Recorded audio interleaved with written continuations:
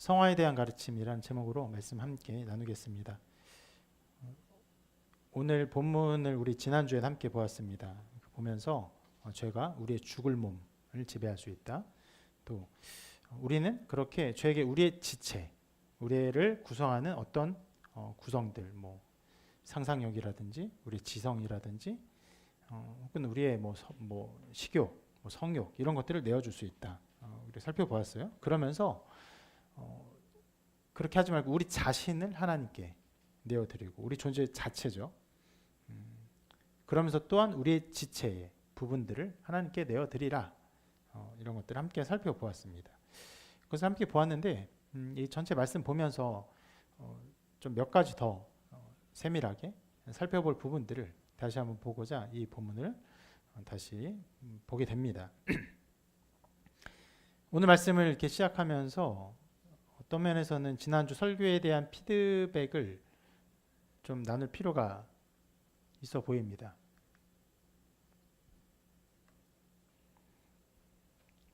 우리 교회 설교가 강해 설교고 특히 로마서 강해 설교이기 때문에 매우 어렵습니다. 그런데 지난주 설교는 조금 더 여러분들이 이해를 했던 것으로 생각이 돼요. 그렇게 피드백을 듣기도 했고 제가 볼 때도 그런 이해의 모습을 좀 더 보았습니다. 그렇게 잘 이해한 이유가 실은 여러 가지가 있습니다. 다양한 이유가 있는데 그 중에 하나의 중요한 부분은 이 본문 말씀이 12절 14절 말씀이 성화를 다루기 때문이라고 생각합니다. 기본적으로 성화, 우리가 거룩해지는 것에 대한 가르침, 이것은요 성경에서 우리에게 매우 직접적으로 주어집니다. 성화에 대한 유명한 어떤 가르침의 구절을 한번 보자면 이런 것들이 있을 수 있어요. 항상 기뻐하라, 쉬지 말고 기도하라, 범사에 감사하라. 네, 아주 직접적이죠. 이 말씀 보면 누구나 그렇게 해야 되는 것을 명령적으로 듣고 그리고 적용을 여러 모양을 할 수 있습니다. 기뻐해야 하는구나. 쉬지 말고 기도하라는데 기도해야 되는구나. 또 감사해야 되는구나. 이런 것들을 생각하게 됩니다.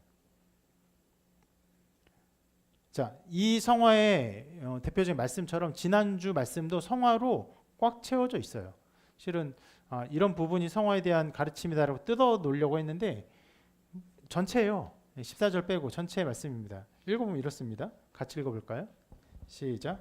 그러므로 너희는 죄가 너희 죽을 몸을 지배하지 못하게 하여 몸의 사욕에 순종하지 말고 또한 너희 지체를 불의의 무기로 죄에게 내주지 말고 오직 너희 자신을 죽은 자 가운데서 다시 살아난 자 같이 하나님께 드리며 너희 지체를 의의 무기로 하나님께 드리라. 다 명령입니다. 자, 이러한 성화의 말씀이 우리에게 쉽게 다가오는 것은요. 그만큼 우리의 삶 자체가 죄에게 영향을 많이 받는 삶이기 때문입니다. 그래서 저렇게 해야 하는구나, 혹은 저렇게 살아야 하는구나. 실은 방금 본 12절 13절 말씀보다도 그 위에 아까 보았던 말씀이 더 빠르게 이해되긴 합니다. 기뻐하고 기도하고 감사하는 일들. 죄는 매우 실제적이에요. 삶에 강력한 영향을 미칩니다. 그래서 우리는 성화의 말씀을 굉장히 빠르게 이해하고 듣게 되는데, 자, 이 상황에서 이 성화의 가르침을 갖게 되는, 또 그걸 받게 되는, 혹은 그것을 취하는 우리가 갖는 일반적인 태도, 이것을 생각해 볼 지점이 있습니다. 그것은 그 말씀이 우리에게 보여주는 자리와는 꽤 다른 자리예요. 자, 죄에 대해서 영향을 받습니다. 그리고 교회 와서 어떠한 조치를 받기를 바라요. 그러면서 많은 사람들이 교회에서 기대하는 태도 혹은 어떤 모습들은요, 어떤 면에서는 이렇게 말할 수 있어요. 위로와 치유를 기대합니다. 위로받기를 바라고 혹은 치유받기를 바래요. 그래서 이렇게 말할 수 있어요. 교회에서 기대하는 기능을 어떤 면에서는 상담소 혹은 병원의 모습을 기대하고 있습니다. 그렇게 해요. 그런 기대는 어떤 면에서는요, 교회 성도들이 기본적으로 가지고 있는 태도에 기인하기도 합니다. 왜 그렇습니까? 사람들이 다른 사람을 아끼고 사랑하기 때문에 저러한 모습들, 교회에 와서 위로받고 혹은 치유받고 하는 그런 기대를 하게 됩니다. 그런데 그런 기대와 소망, 그런 바램들, 그런 모습들에 대한 열망들에 비해서 오늘 성경이 보여주는 말씀은 꽤 다른 지점에 있어요. 아까 12절, 13절 함께 보았지만 그 말씀의 태도가 어떻게 느껴집니까, 여러분들?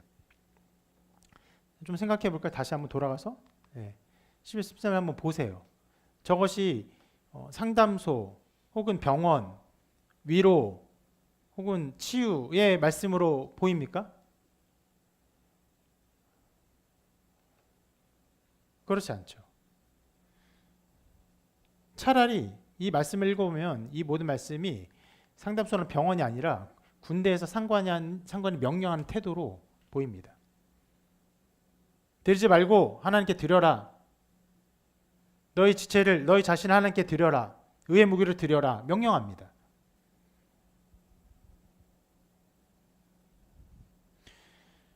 바울은 그렇게 로마 성도에게 강하게 권면하고 있고 또 명령하고 있어요.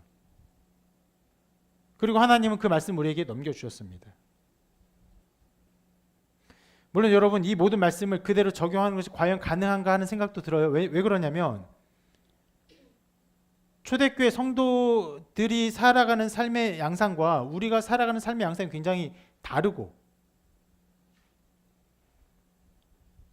우리가 가지고 있는 어떤 마음의 작용들이 다르기 때문에 말씀이 보여주는 이 모든 태도를 우리가 그대로 가져야 하는가 하는 의문이 있을 수 있습니다.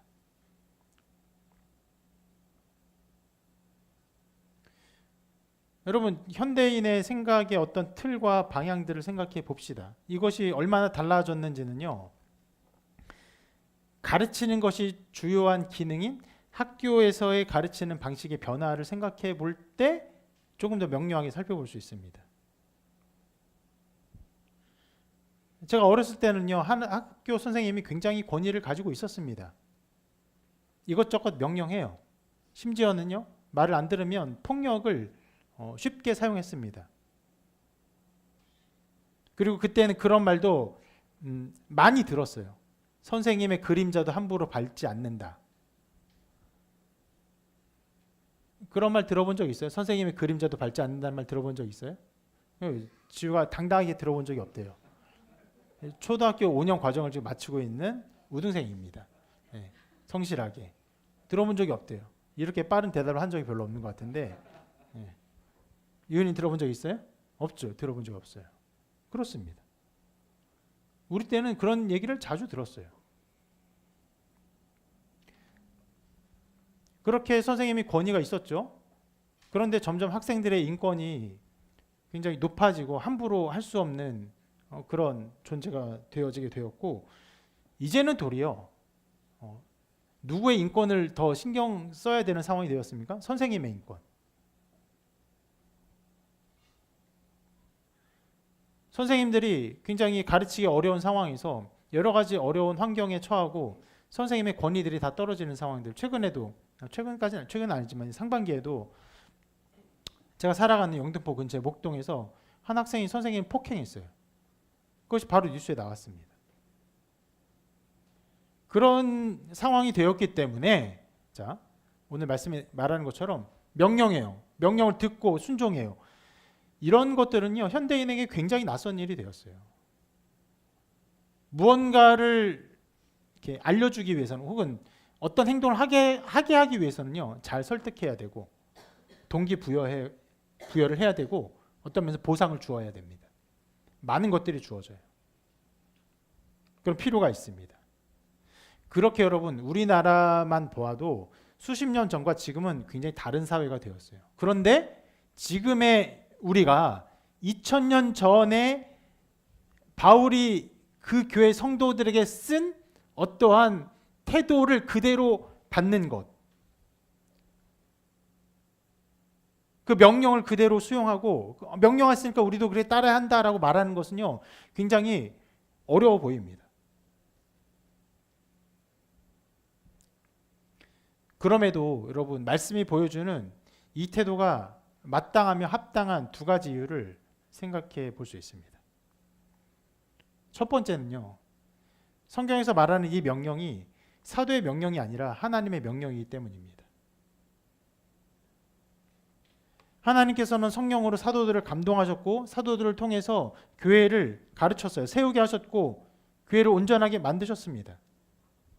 그리고 사도들을 통해서 이 성경이 쓰여지게 하셨어요. 그래서 우리가 이 성경 안에서 보는 것은요, 사도의 권위를 보는 것이 아니에요. 하나님의 권위를 보는 것입니다. 교회는 절대적으로 이 말씀의 반석 위에 서 있습니다. 솔라 스크립투라. 목회자가 아무리 말씀을 잘 가르치고 해도 그 가르치는 것들이 성경의 어떤 권위, 성경이 가르치면서 벗어나게 되면요, 교회는 무너져요. 교회는 해체돼야 됩니다. 말씀이 하나님의 말씀이기 때문에 우리는 말씀 안에서 하나님의 권위를 보는 것이에요. 그렇기 때문에 이 모든 것들이 우리에게 명령으로 주어지는 것은요, 합당한 일이에요. 왜 그렇습니까? 이 세상 모든 권위 위에 가장 뛰어난 권위가 우리에게 요구하시는 거예요. 군대를 다녀온 분들, 군대를 생각해 봅시다. 상관이 부하들에게 어떤 작전을 설명하고 명령하는데, 자, 이런 경로로 적진에 침투해 보는 것은 어떤가? 그렇게 해볼까? 그렇게 해보자. 절대로 이렇게 말하지 않습니다. 이 경로로 침투해서 적을 섬멸한다. 명령이에요. 하달돼요. 단 한순간도 권유형, 청유형, 의문문으로 그것들이 주어지지 않습니다. 상관의 명령은요, 명령문으로 주어져요. 그리고 그것을 전달합니다. 그리고 수행하죠. 우리는 세상을 창조하신 하나님으로부터 세상을 온전케 하는 하나님의 뜻을 듣는 것이고 그 명령을 받는 것이고 하나님이 세상을 온전케 하려는 그 계획 가운데 함께 포함돼서 그 일을 이루는 것이에요. 그러한 것들을 이루기 때문에 이 모든 말씀은 우리에게 명령으로 주어집니다. 그리고 우리는 어떻게 해야 됩니까? 순종하는 것이죠. 그렇게 여러분, 먼저 이 말씀이 우리에게 명령으로 주어졌다.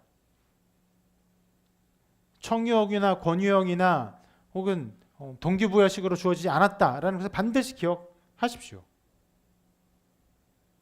이것을 우리가 굳이 기억하고 생각해야 되는 것은 중요합니다. 왜 그러냐면 이런 태도를 기억하고 염두에 두는 것은 매우 어렵고 힘든 일이에요. 우리는 굉장히 자연스럽게 어떻게 하려고 합니까? 친절하려고 하고 설명하려고 하고 설득하려고 하게 됩니다. 위로를 전하려고 해요.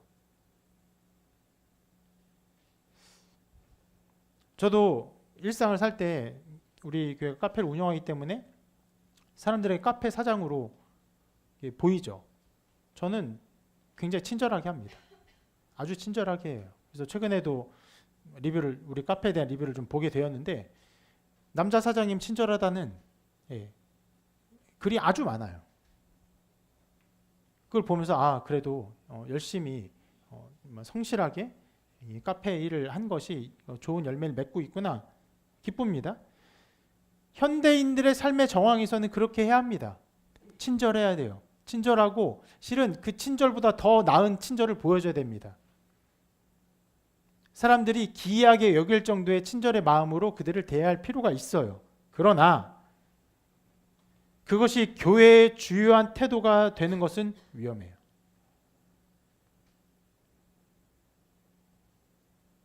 여러분, 저에게서 친절의 태도를 기대하면 안 됩니다.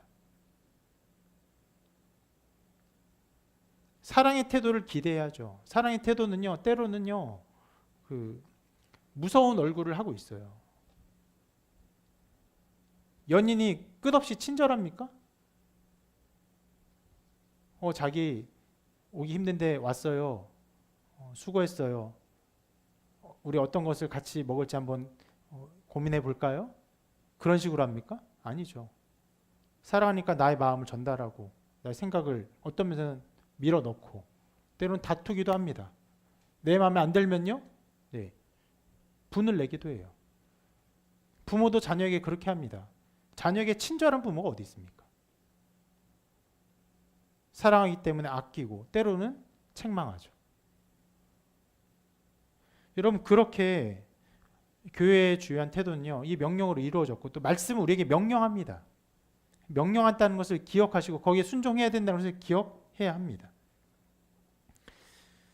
그리고 이것이 명령으로 이루어진 두 번째 이유를 또한 살펴볼 수 있는데, 그것은 이 명령이 불신자에게 주어진 것이 아니기 때문입니다.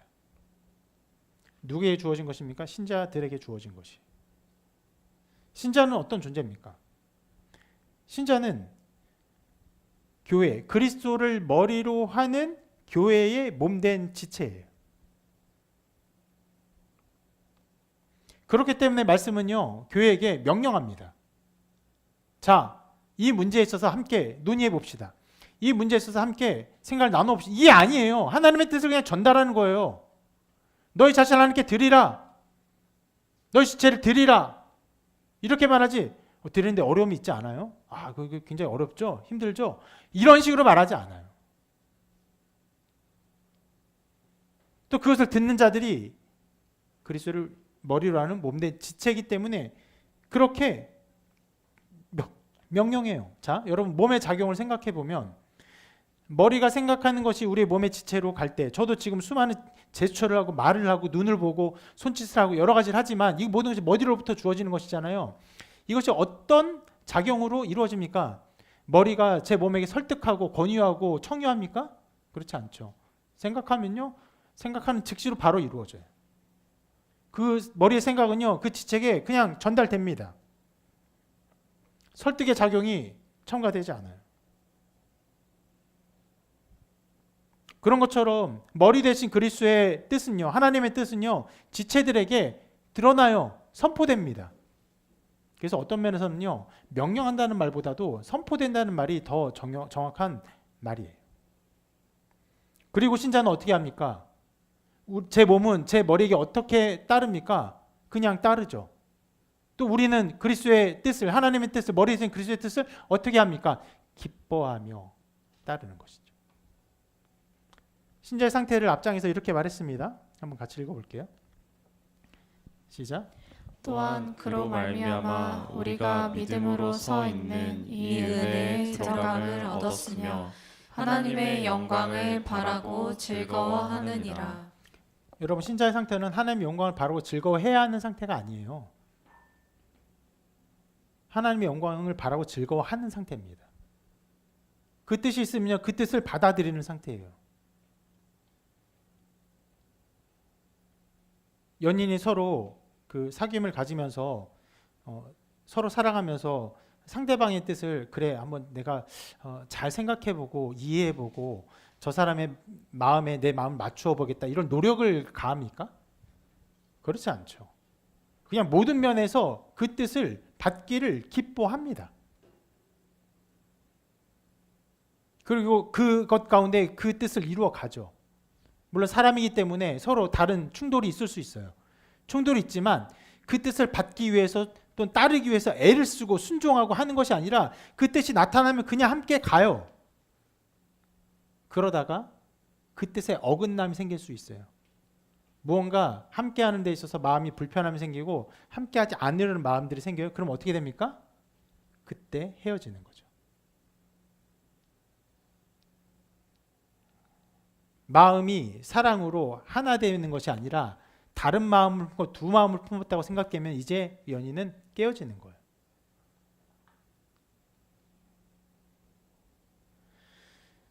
하나님의 말씀이 우리에게 그렇게 주어집니다. 거룩한 뜻은 우리에게 선포되고 나타나요. 물론 여러분 몸의 비유기 때문에 이거 정확하진 않아요. 몸은요 정말 우리 생각이 그냥 전달되죠. 이 몸의 비유를 하셨기 때문에 그리스도의 뜻과 우리가 그 순종함에 있어서는요 이것이 완전하게 정확하게 1대1로 모든 것이 비유되는 것은 아닙니다. 그리스도의 뜻이 있다고 우리가 자동적으로 수행하는 것은 아니에요. 우린 여전히 어떤 몸을 입고 있어요? 죽을 몸을 입고 있어요. 그렇기 때문에 죄의 영향을 받고 불순종하고 깨어지고 고통하고 그런 일들이 늘 벌어집니다. 하나님 뜻 순전히 따지지 않을 수 있어요. 그렇기 때문에 오늘 말씀처럼요 하나님의 뜻이 우리에게 말씀으로 주어지고 명령으로 주어져야 해요.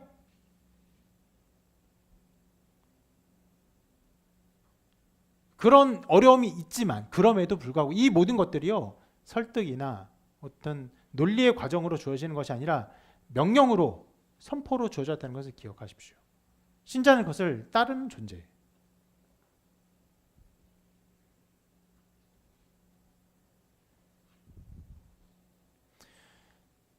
그러한 그 한몸된 존재에서 이 뜻이 이루어지는 것이 중요하기 때문에 오늘 말씀 12절, 13절, 14절의 말씀 안에서도 여러 가지 명령이 막 주어지면서도 그 안에 핵심적으로 계속 주어진 것이 무엇입니까? 네. 우리가 어떤 존재인지 그리스도와 어떤 그 존재를 이루고 있는지를 굳이 설명하고 있어요. 그렇게 말했죠. 12절, 13절에 이렇게 말합니다. 네. 또한 너희 지체를 불의 무기로 죄에게 내주지 말고 저렇게 말하죠. 오직 너희 자신을 죽은 자 가운데서 다시 살아난 자 같이 그리스도의 죽음과 부활에 연합된 자로 그렇게 죄에 대해서 죽은 자로 너희 자신을 여기라 11절에 말한 것처럼 그걸 또 다시 말해요. 그것을 말하며 그런 자같이 하나님께 드려라. 그냥 하나님께 드리라 말하지 않고 있어요. 그리고 이런 12절 13절 명령하면서 14절에 또 이렇게 말하죠. 죄가 너희를 주장하지 못하리니 이는 너희가 법 아래에 있지 아니하고 은혜 아래에 있습니다. 우리가 어떤 존재인지를 굳이 다시 상기시키고 있어요. 자, 여기서 좀 우리가 생각해 볼 것이 또 한 가지가 있습니다. 이 부분에서는 14절 어떤 말씀의 이해에 대한 부분인데 자, 12절, 13절, 14절까지 보면서 종종 그 말씀을 잘못 해석할 수 있습니다. 12절을 좀 띄워놓고 13절, 14절만 보게 되면은 14절의 말씀을 13절의 결과로 해석할 수 있습니다. 무슨 말이냐면 이렇게요.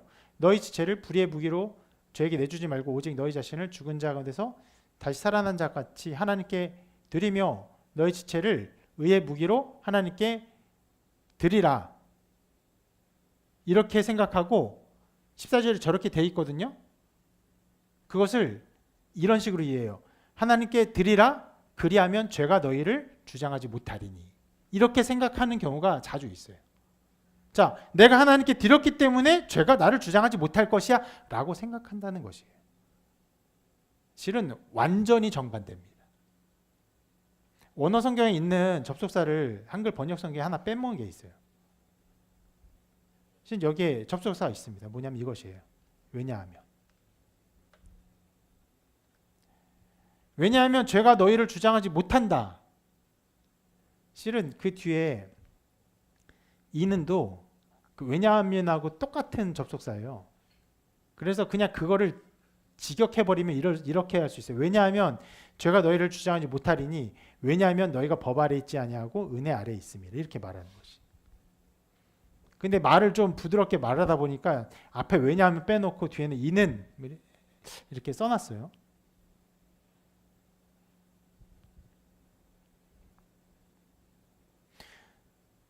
신자에게 말을 해요. 하나님께 드려라. 불의 무기로 너희 지체를 드리지 말고 너희 자신을 하나님께 드려라. 왜냐하면 죄가 너희를 주장하지 못하는 존재이기 때문에 그렇다. 왜냐하면 너희가 법 아래 있지 아니하고 은혜 아래 있는 존재이기 때문에 그렇다라고 말하는 것이. 이렇게 우리가 어떤 존재인지를 계속적으로 다시 설명하고 되뇌이고 생각하게 하고 있어요. 한 말 또 하고 한 말 또 하고 다시 한 말 또 하고 있습니다.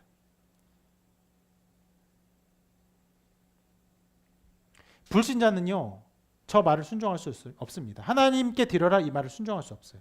왜 그렇습니까? 성경에 말한 것처럼 법 아래에 있기 때문에 그래요.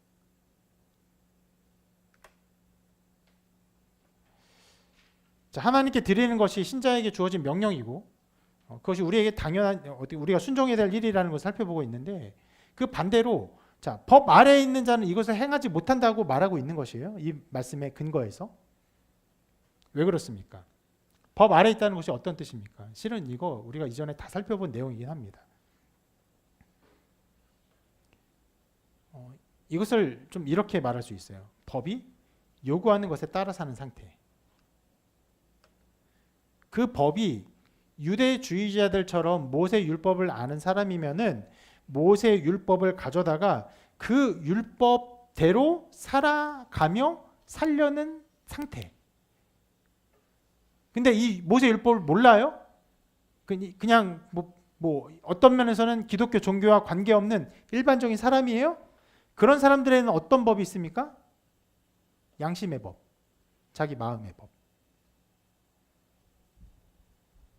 그 마음의 법대로 그 마음의 법을 이루며 그것 가운데 옳음을 이루며 살려는 상태에 있기 때문에 하나님의 뜻 순종할 수 없고 하나님께 자신을 드릴 수 없습니다. 여러분, 사람들은 다 그렇게 살아갑니다. 자기만의 법을 따르며 살아가요.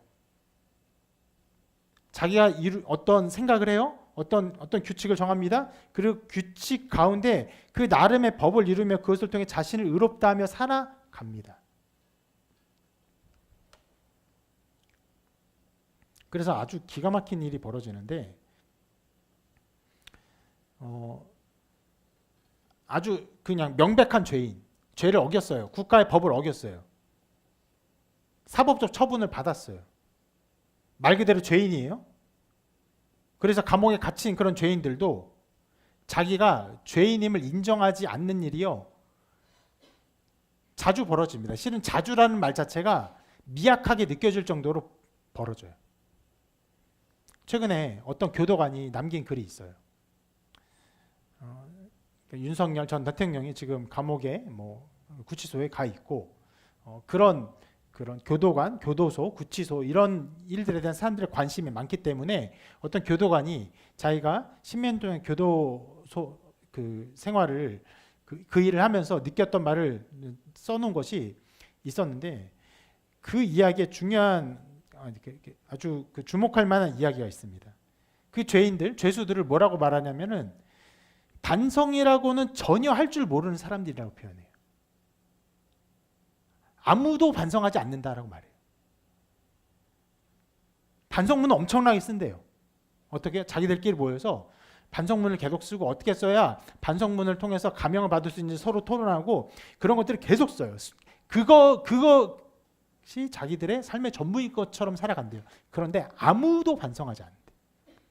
그걸 보면서 교도관으로서 굉장히 이 워딩이 정확한지는 제가 확신할 수 없는데 역겹다라는 그런 느낌을 받아요. 그 사람이. 전혀 반성하지 마음은 없으면서 반성하는 척만 계속하면서 감형 받으려는.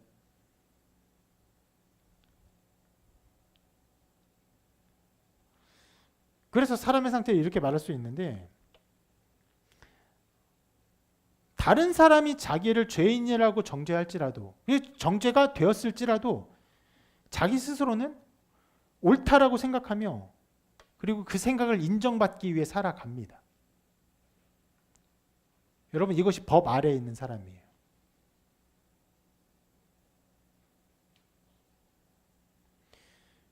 성경은요, 그런 사람들은 하나님의 뜻에 순종할 수 없다고 말해요. 이렇게까지 말하는데 육신의 생각은 하나님과 원수가 되나니 이는 하나님의 법에 굴복하지 아니할 뿐 아니라 할 수도 없습니다. 자, 생각해 봅시다. 아까 그 법 아래에 있는 사람들은 어떤 면은 자기가 만든 그 법을 이루며 그것을 지키며 그거다 옳다 인정받으려는 것이에요. 무엇이야? 자기가 만든 법. 이게 최고예요. 최선이에요. 이게 자기의 전부예요. 자기가 인정받을 수 있는 전부예요. 심지어는 이것이 사법적 처벌을 받은 마음의 양상일지라도 그것을 놓지 않아요. 자, 그런 사람들에게 하나님의 법이 주어져요? 아예 관계가 없는 거예요. 이룰 수 없는 거예요. 굴복하지 아니할 뿐 아니라 할 수도 없어요. 나 싫어. 굴복하지 않는 게 아니라 그런 것 자체가 굴복해야 되겠다는 어떤 생각과 관념 자체가 아예 주어지지 않아요.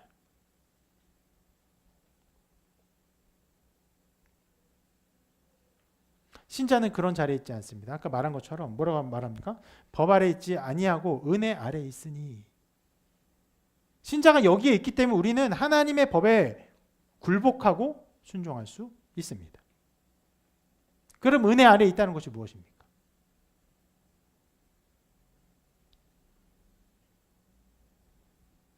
그리스도를 믿는 믿음 안에 있다는 것이에요. 그리스도가 우리를 위해서 모든 율법을 이루심을 믿습니다. 그의 죽으심으로 말미암아 우리의 죄가 다 도말되었음을 믿어요. 그것으로 말미암아 자신이 하나님께 용납되었음을 믿어요. 하나님의 자녀가 됨을 믿어요.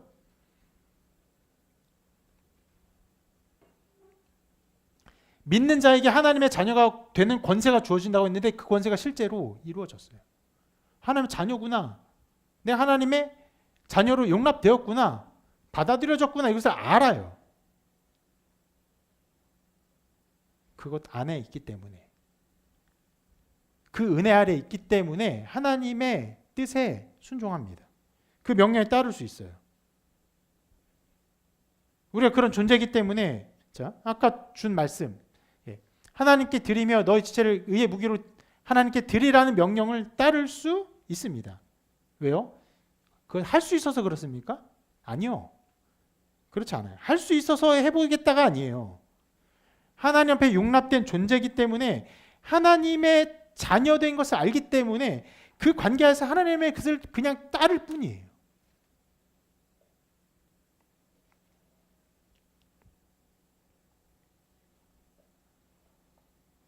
부족하고 실수할 수 있는 것도 알아요.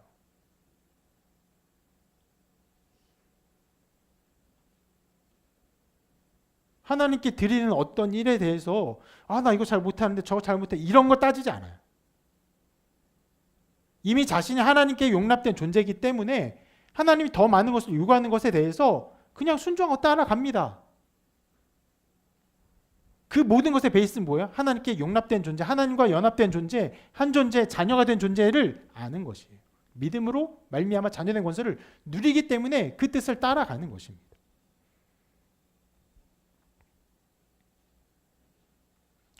법 아래에 있는 사람은 그렇지 않아요. 그 관계가 없어요. 그렇기 때문에 그 뜻을 따를 수 없어요. 따르지도 못합니다. 여기서 우리가 조금 세밀하게 생각해 볼 부분이 있는데 심지어 교회 안에 있어도 예수님을 믿는다고 해도 법 아래에 있는 사람일 수 있어요. 만약 예수를 믿는다는 어떤 자신의 개념이 그래 예수를 믿고 선하게 착하게 순종하며 살아야지 여러분 이런 개념이 있다면 여러분 여전히 뭐예요? 자기가 설정한 그 법을 따르는 것이 이렇게 하면 옳다 인정을 받을 수 있구나. 무엇이 속해 있어요? 예수님을 믿고 따르고 순종하고 선을 행하는 어떤 법이 있어요. 실은 그것은요 이룰 수 없는 길이에요. 이룰 수 없는 길이기에 자기가 하나님의 자녀된 권세를 받지 못해요. 누리지 못해요. 그러니까 자녀된 권세를 누리지 못하고 알지 못하기 때문에 하나님께서 너희 자신을 드리라면 어떻게 드려야 되지? 이거 드리면 이 정도면 될까? 그게 가능한 일인가? 이런 것들을 생각하면서 이것이 자기에게 합당하지 않다고 생각해요. 실은 합당하지 않아요. 할 수 없어요. 오직 믿음 무엇입니까? 다른 것 아니에요. 그리스도께서 나를 위해서 죽으시고 부활하신 것을 믿고 그 안에 내가 자녀됨을 믿는 것이에요. 그 안에 다른 어떤 것도 첨가되지 않아요. 비슷한 것 같지만 저 뒤에 말들이 다 첨가되지 않아요. 선하게 착하게 순종하며 살아야지 이 다 첨가되지 않아요. 이렇게 저렇게 해야지 다 첨가되지 않아요. 왜요? 그리스도가 나의 의의 전부가 되심을 알기 때문에.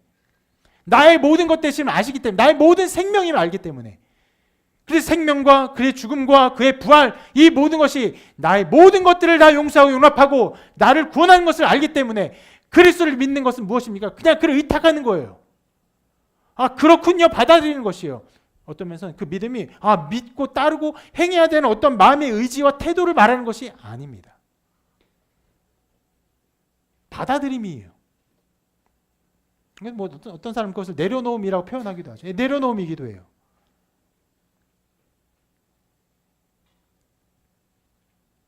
그래서 그 믿음의 그 오묘함 때문에 제가 믿음이라는 것을 굉장히 여러 차례 많이 말씀드리지 않았습니까?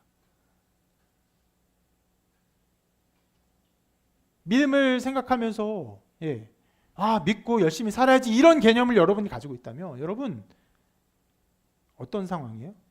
여전히 자기가 설정한 그 법을 따르고 그 법의 오름 가운데 살려고 하는 것입니다. 그리고 자기의 법이 있기 때문에 하나님의 법에 따라가지 못해요.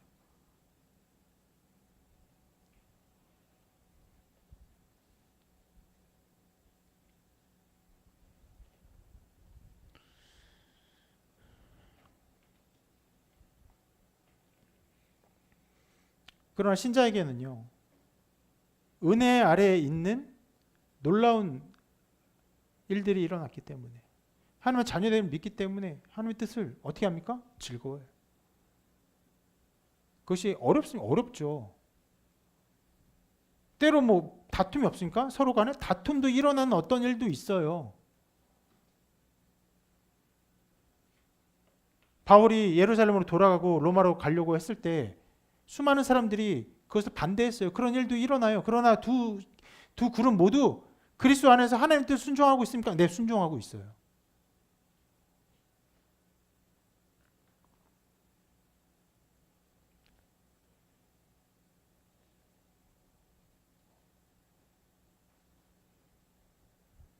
신자에게는 그런 일이 일어납니다. 하나님께 자신을 드리고 그 명령에 순종하는 일들이 일어납니다.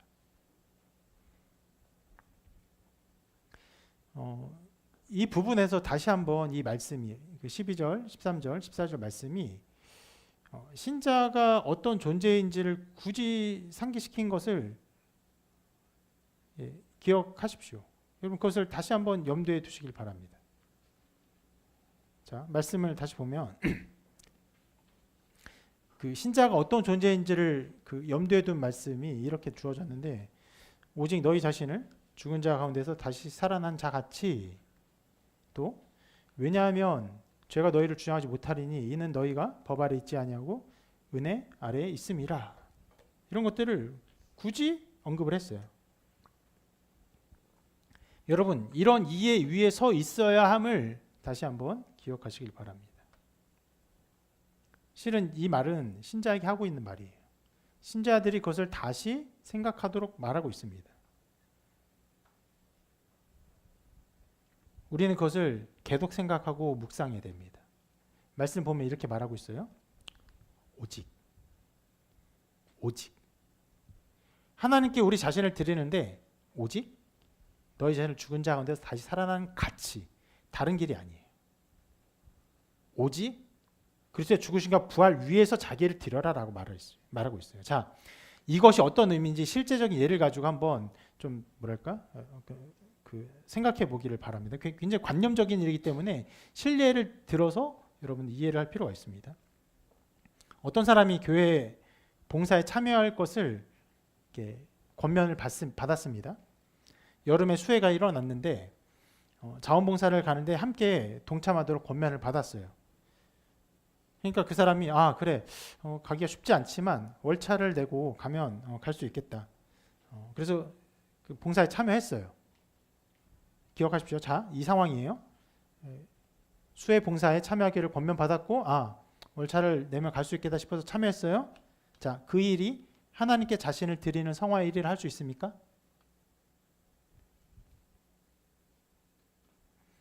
만약 그 일에 참여하면서 사람들이 많이 참여하니까, 또 어려운 사람 돕는 일은 좋은 일이니까, 또 내가 참여할 것을 다른 사람이 기대하고 있으니까 그 마음에 부응했으면 좋겠으니까 참여한다면 전혀 하나님께 드리는 일이 아니에요. 전혀 아니에요. 그럼 뭡니까? 도리어 법 아래에 있는 사람으로서 어떤 자기의 옳음을 따르는 행위의 또 다른 면이에요. 다른 사람의 인정받는 것, 선하고 착한 일을 하는 것, 괜찮은 일을 하는 것. 성경에 뭐라고 했어요? 오직 너희 자신을 죽은 자 가운데 다시 살아난 자 같이. 그 일을 권면받을 때 그 일이 하나님께 드리는 일이 되기 위해서는 어떻게 해야 됩니까? 그 말씀을 기억해야 돼요. 그리스도께서 죽으시고 부활하셨고 내가 그 안에서 죽고 살아났고 내가 그 안에서 용납받았고 나의 모든 죄가 사함 받았기 때문에 그 하나님의 뜻을 기뻐하며 그 안에서 내가 이 일을 하기를 원한다라고 고백되어야만이 그 일이 진정으로 하나님께 자신을 드리는 일이 되는 것이에요.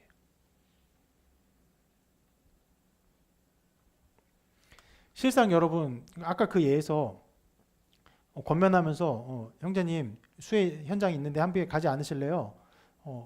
예수님이 당신을 죽으셨고 부활하셨음을 믿고 그 믿음 안에서 참여하시기를 바래. 절대로 이렇게 말하지 않습니다. 그 어떤 일 이렇게 주어지지 않아요. 우리가 이 일들을 생각할 때 제가 그 수혜 봉사라는 어떤 한 봉사의 차원을 얘기했지만 교회 일에 참여하는 수많은 다 똑같아요. 다 똑같은데 그리스도의 죽으심과 부활 위에서 내가 이것을 기뻐하며 즐거워하는 일이 아니면요 하나님께 드리는 일이 아닌 것이에요. 어떻게 목사님 그렇게 잔인하게 단정할 수 있습니까? 여러분 수많은 교회 봉사자들이 교회를 떠난 사람을 경험적으로 보았습니다. 도리어 봉사다 떠난 사람이 훨씬 많아요. 왜요? 하나님께 자신을 드리지 않았어요. 자기의 의를 드리고 자기의 기쁨을 드렸기 때문에 그것을 위해서 했기 때문에 봉사하다가 넘어지고 시험 들고 떠난 사람이 수도 없이 많습니다. 여러분 말씀이 오직 너희 자신을 죽은 자 가운데서 다시 살아난 자 같이 하나님께 자신을 드려라 하는 것을 액세서리로 여기지 마십시오.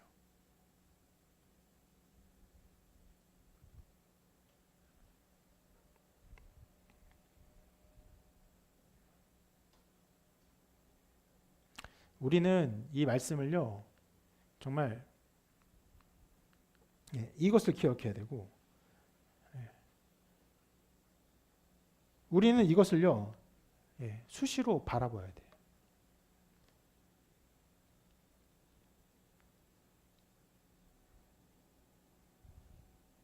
그리스도를 깊이 생각해야 됩니다. 언제요? 모든 때에. 여러분 말씀이 지금 오늘 이 말씀이 그리스도의 죽으심과 부활을 말하는 것들이 실은 로마서 내내 계속되고 반복되고 11절에 반복되고 13절 가운데 또 껴있고 14절에 또 반복되고 그것을 계속 말하고 있어요. 모든 논리적 어떤 구조를 해치는 느낌이 들 정도까지 계속 말하고 있는 것이에요.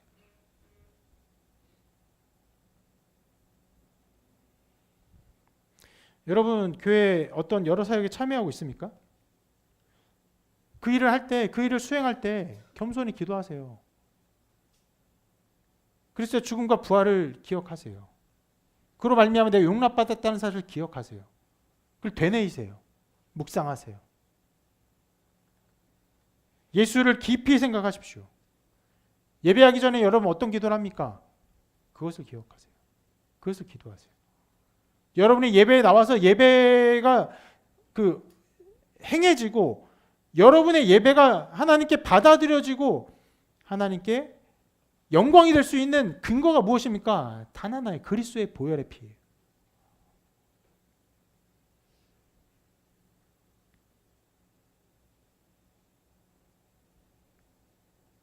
그렇게 여러분 자신을 이 복음 앞에 절대적으로 순종시키시기를 바랍니다.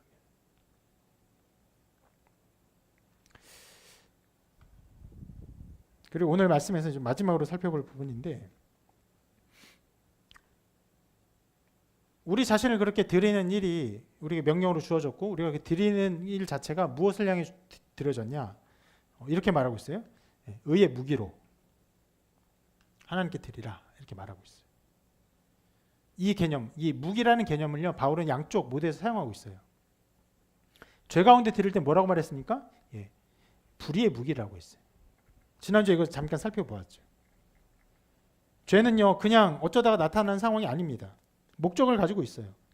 하나님 나라와 의를 공격합니다. 교회를 공격해요.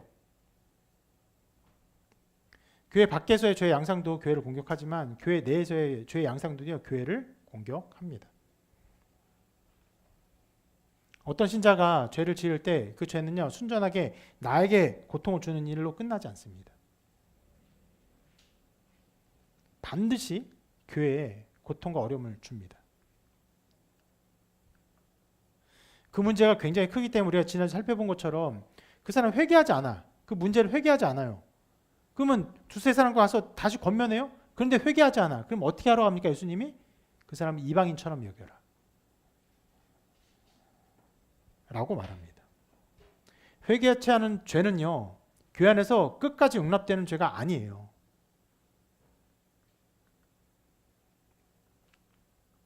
그래서 어떤 면에서 제가 지난주에 말씀드렸죠. 이방인처럼 여겨라 하는 그 말씀을 시행한 교회를 제가 본 적이 없다고. 그거를 인간이 시행한 것은 본 적이 없지만 어떤 면에서 하나님께서 그 모든 일을 시행하지 않으셨나 하는 생각을 합니다. 왜요? 회개치 않고 믿음도 없이 합당하지 않은 모든 사람들이 떠나간 것. 믿지 아니함으로 심판받아 떠나간 것이 아닐까 생각합니다. 자, 그렇게 신자가 그 지체를 불의의 무기로 내줄 수 있는데 또 성경은 그 반대로 의의 무기로 자신을 드리라라고 말해요. 그러면 의의 무기가 되면 무엇을 공격합니까? 사단과 죄를 공격하죠. 그리고 하나님의 나라의 의를 이룹니다. 한 사람이 예수를 믿고 정말 하나님께 자신을 드리고 자기의 자신을, 자기의 지체를 하나님께 드리는 것은요, 어떤 교회에 어떤 사역의 작은 성공을 가져다 주는 것, 어떤 지체에게 기쁨을 주는 것, 혹은 목사님에게 기쁨이 되는 것이 훨씬 초월합니다. 하나님 나라와 의를 이루고 사단마귀의 계계를 무너뜨리는 일이 되는 것이에요.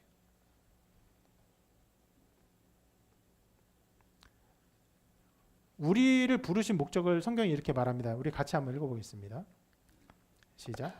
그러나 너희는 택하신 족속이요 왕 같은 제사장들이요 거룩한 나라요 그의 소유가 된 백성이니 이는 너희를 어두운 데서 불러내어 그의 기이한 빛에 들어가게 하신 이의 아름다운 덕을 선포하게 하려 하심이라. 하나님의 아름다운 덕을 선포하는 것이 우리를 부르신 하나님의 목적입니다.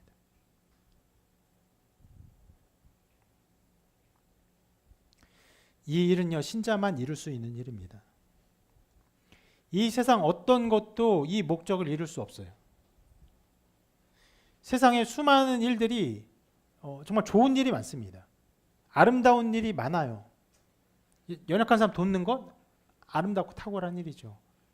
병든 자를 고치는 것 아주 중요한 일이에요. 망해가는 어떤 사람들 돕는 것 귀한 일이죠.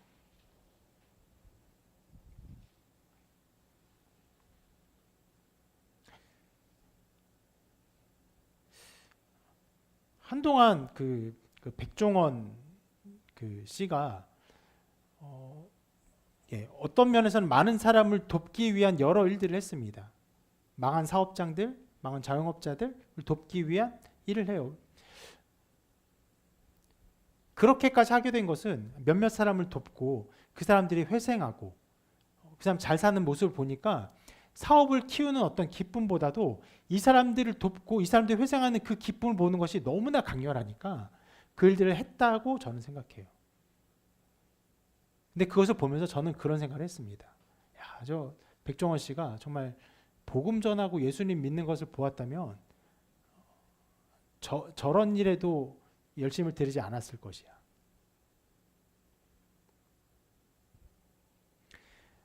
복음을 듣고 한 사람이 죄를 벗어나고 하나님의 은혜 안에 굳건히 서 하나님 영광을 위해서 살아가는 것들을 보면요, 여러분 그와 같이 기쁘고 영광스럽고 아름다운 일이 없습니다.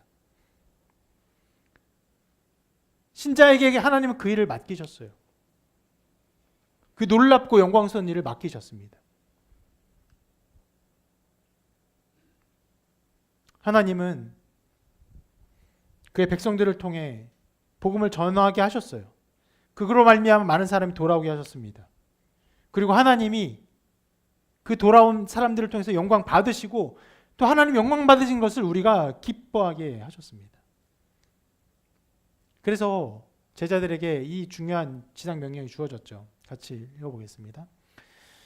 그러므로 너희는 가서 모든 민족을 제자로 삼아 아버지와 아들과 성령의 이름으로 세례를 베풀고 내가 너희에게 분부한 모든 것을 가르쳐 지키게 하라. 볼지어다 내가 세상 끝날까지 너희와 항상 함께 있으리라 하시니라. 제자 삼고 세례를 베풀고 구원하는 일들을요 제자들에게 맡기셨습니다. 그리고 우리에게 맡기셨어요. 그리고 이 명령한 일을 이루시기까지 우리와 끝까지 함께 하겠다고 하셨습니다. 과연 이런 일이 일어날 것인가 두려운 마음이 듭니다. 그러나 하나님이 그 일을 이루십니다.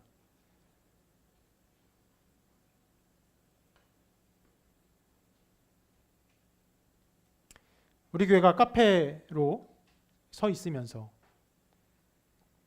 카페를 운영하고 또 교회로 서 있는 이 좀 특별한 모습을 하고 있고 어떤 면에서는요 지금 벌써 4년째인데 4년 동안 여기 있으면서 카페로 존재하는 것 자체가 굉장히 버겁고 힘든 일이고 그런 느낌도 들어요. 그냥 존재만 하고 있다.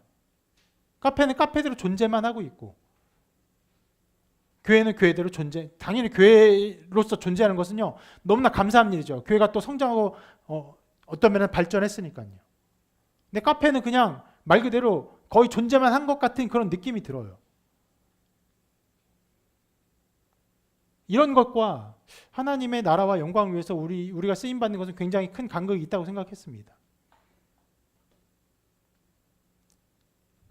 그러나 여러분 제가 지난번 수련회 회의를 하면서 잠깐 나눴던 것처럼 이 형태를 필요로 하는 성도들이 있어요. 중국의 성도들. 우리는 어떤 면에서는 이게 필수적이지 않아요. 그냥 카페를 문 닫고 교회로 존재해도 아무 문제가 없습니다. 중국은요 교회로 존재할 수 없어요. 근데 그 사람들이 위장하고 존재해야 되는 어떤 상황과 시스템들이 필요하게 되었어요.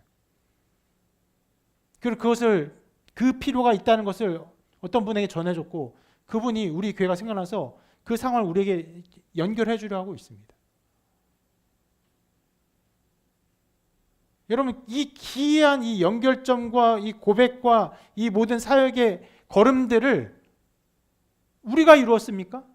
우리가 만들었어요? 우리가 카페를 처음에 하면서 야, 이 카페를 그렇게 하면 언젠가 중국의 수많은 성도들에게 필요가 될 거야. 어떤 사람들에게 큰 필요가 돼서 이것이 알려질 거야. 우리가 가르쳐주고 그들에게 넘겨주고 또 섬겨줄 수 있는 어떤 기회가 생길 거야. 아니요. 단 한 번도 그런 생각한 적 없습니다.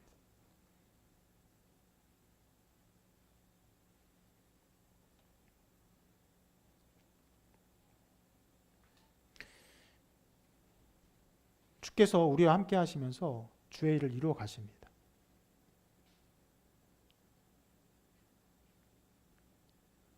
놀랍고 신비한 방식으로 우리를 사용하세요.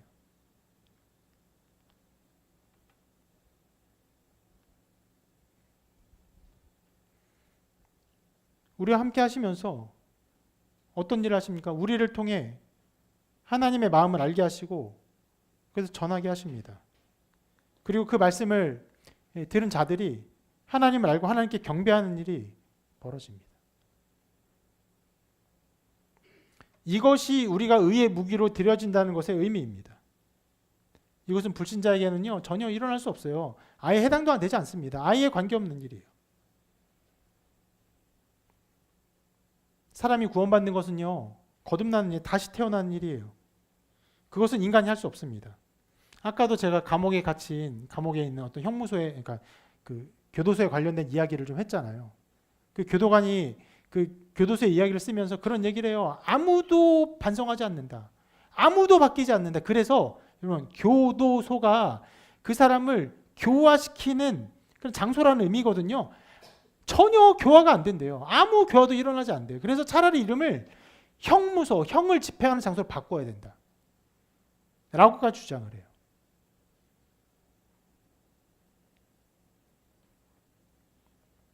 여러분, 그 사람이 말이 맞습니다. 사람 바뀌지 않아요. 바꿔 쓰는 게 아니, 사람 고쳐 쓰는 게 아닙니다. 고쳐 쓰는 게 아니라 어떻게 해야 됩니까? 죽고 살아야 돼요. 고쳐지지 않아요. 거듭나야 돼요. 죽었다 살아나야 됩니다. 주님 말씀하시죠. 육으로 난 것은 육이요 영으로 난 것은 영이니 내가 내게 거듭나야 하겠다 하는 말을 놀랍게 여기지 말라. 바람이 임의로 불매 내가 그 소리는 들어도 어디서 와서 어디로 가는지 알지 못하나니 성령으로 난 사람도 다 그러하니라. 이런 일들이 일어납니다. 누구를 통해? 우리를 통해. 우리가 전에 복음을 통해서 성령으로 거듭나는 일이 일어나요. 영으로 새롭게 되는 일들이 일어납니다. 여러분, 이 말을 들은 니고데모가 그런 말을 했죠. 어찌 그런 일이 있을 수 있나이까? 저는 구원받는 것에 대해서 가르치는 예수님의 말씀을 듣고 제자들이 또 이렇게도 반응했습니다. 그런즉 누가 구원을 얻을 수 있는가? 그때 주님 말씀하십니다. 사람으로서는 할 수 없으되 하나님으로는 그렇지 아니하니 하나님으로서는 다 하실 수 있느니라. 하나님이 그 일을 하게 하십니다. 어떻게 해요? 놀랍게. 임의로 바람이 부는 것처럼 우리가 알지 못하는 때에 거듭나게 하십니다. 자라나게 하세요. 그의 백성들이 의의 무기로 자신을 드릴 때 하나님은 그 일을 이루십니다. 여러분을 통해서도 그 일을 이루십니다.